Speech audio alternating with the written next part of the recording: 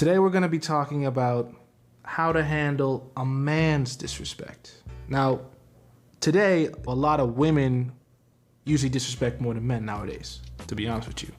Men don't really disrespect other men that much, usually because there's always a threat of some type of violence. But that's not to say that it doesn't happen. Obviously it does happen. So what I'm gonna be doing is telling you guys how you should handle disrespect. Okay, now there are three main ways that you can handle disrespect. It's more of an escalating scale. Okay. The first way is to ignore them. Usually for anything that you ignore, it's usually something minor, something that you can forget within 24 hours, something that really is not going to change your day. It's just not a big deal.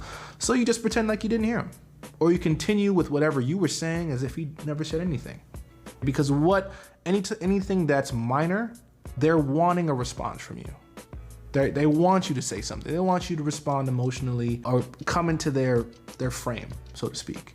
But you don't really need to do that. Don't give them that satisfaction. Just ignore them and then just keep it pushing. And that usually will solve the problem and let them know that they're not important enough for you to address them directly.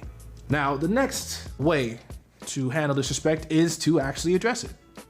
Now, this is for more serious infractions. He steps on your shoes, he says a yo mama joke, he calls you stupid.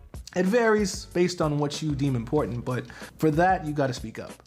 And you can't ignore them if it's a serious infraction, because at this point, now you're just capitulating to them, and they will view you as someone that they can talk shit to without any repercussions, and that's not the type of relationship you wanna have with any man. You gotta be able to check them. How you do it is you just say, hey, don't do that, don't say that, I don't appreciate that, don't talk to me like that, okay? Now the key is to say it once. If you say it more than once, it kind of waters down its efficacy, it kind of waters down the quality of it. You don't want to be saying it and repeating yourself over and over. No, you say it once, make sure that you're clearly heard, and once it's been said, and you know that they were able to hear it, then you stay silent. You don't say anything else to them. Now, if they protest, like it wasn't a big deal, or they were just playing, or something along those lines, don't actually respond to anything they said. Just look at them. Don't say anything. And just look them in the eyes. Now, when you do this, what you're doing is you're showing them, one, that you're not gonna repeat yourself. Two, you're serious. And three, there is a possibility that this can escalate further if more disrespect is provided. This puts the man at a specific position where they either have to continue to disrespect you and face the consequences of that, or apologize or back off. That's usually the choices that they have. Now, most men, they're gonna back off. The society that we live in today, a lot of men aren't gonna fight you. They're not really gonna try you once they see that they cannot try you without some type of consequence. So they're gonna leave it alone, usually. Now, there are some guys that aren't going to leave it alone, but at that point, then we move to method number 3, which is to act, i.e., you gotta hit somebody. It is what it is, man. Sometimes you just gotta punch somebody in the face, man. Sorry, I was getting a flashback of me punching somebody in the face. Anyway, this method is very, very effective in handling disrespect. However, because once again, we are in a civilized society, there are many, many consequences. If you decide to go this route, you have to make sure that 1, it's necessary, 2, the consequences of that, and 3, that, no, should I have said 3? I don't know. Maybe I should have said 2. I was on a roll. I thought I had a third one, but I don't have a third one. Okay, that's fine. Anyway, what you need to make sure of is 1, your surroundings, 2, the possible consequences, and 3, what could happen to you if you go down this road. Because a lot of times a man can confuse the two. As in, a man can confuse something that needs to be checked versus something that needs to be acted upon. You have to make sure that you have a clear understanding of what has absolutely zero tolerance and what can be maybe moved a little bit in terms of boundary, right? So you just gotta make sure what lines where. Now, it really depends on you and what you hold sacred, what you hold important, what values you have. But usually you'll know when a guy crosses that line. And at that point, violence is really the only answer. Okay, but you just have to make sure that you're in a position where you can do that with minimal consequences. Make sure to observe your surroundings. Make sure to see the type of person that is disrespecting you. Are they significantly bigger than you? Are they likely to have some type of weapon? Do they have a lot of friends with them?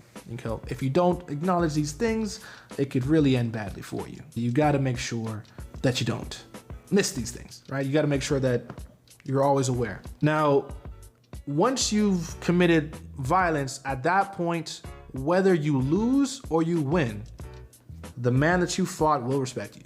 Doesn't matter if you lost. And the reason why is because men understand that violence is usually the only way to protect yourself and your beliefs.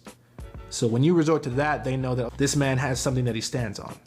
Whether you get your ass beat or whether you win decisively, the man will respect you.